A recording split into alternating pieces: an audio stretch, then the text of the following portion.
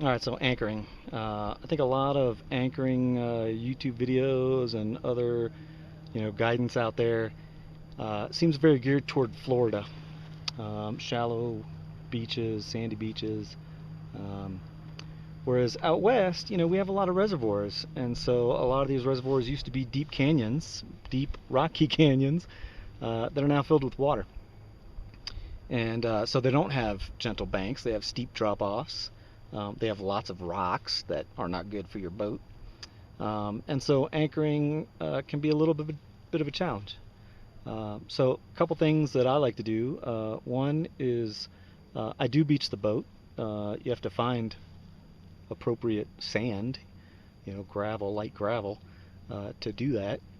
Um, but typically, in the Florida model, it's, drop your bow anchor and then, motor into the beach. And so your anchor's, 40, 50, 60 feet out. Whereas here with the drop-offs, you really can't do that. This lake is 132 feet deep. Um, and so a lot of times what I do is I throw two anchors, and you have to have a stern anchor. I mean, you just can't anchor out here without having a stern anchor. And so a lot of times what I do is I throw one anchor on shore, and then I put the other anchor out to the side, usually where the wind is coming from. And this is not for like an overnight secure the boat kind of thing, but for spending a little time on shore or taking a lunch break or whatever, it'll work. And so put one anchor on shore, and just usually I just kind of toss it on the ground and then drive it in with my foot, and then look at which way the wind's coming from, and then usually I put one anchor out to the side. So placing the stern anchor out from the side of the boat keeps the anchor in shallower water. You can also do Mediterranean style, which is two anchors out from the stern, one to either side.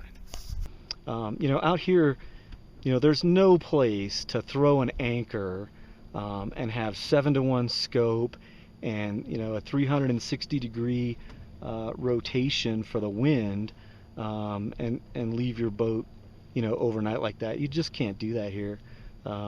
If it's shallow enough to throw an anchor, I've got 150 foot of line. If it's shallow enough to throw an anchor, if my boat starts to spin, I'm going to hit rocks, or I'm going to be grounded and on shore. It's just how it is here. So, obviously you got to pull the centerboard up. A lot of times when I'm in the shallows, I pull the rudder up and steer with the engine, with the outboard. So that's a great technique.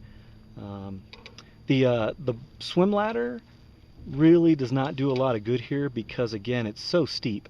And so when I've stern beached the boat, because it's so steep, again, the swim ladder is grinding into the sand. And if I push it out far enough to where it's not, then the boat's just in too deep of water. So that's, again, it's just one of those things out here out west that kind of has to be learned through trial and error.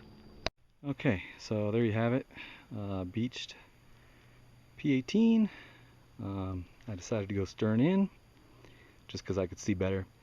I was able to get it in between some rocks on this side that I was able to see into this relatively soft little cove.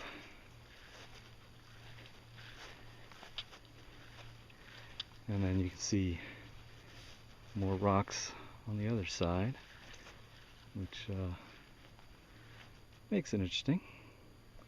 So here you can kind of see what I was dealing with as I came up to the shore. So this did not look like a good spot, unless I just wanted to anchor and not actually come on the shore. But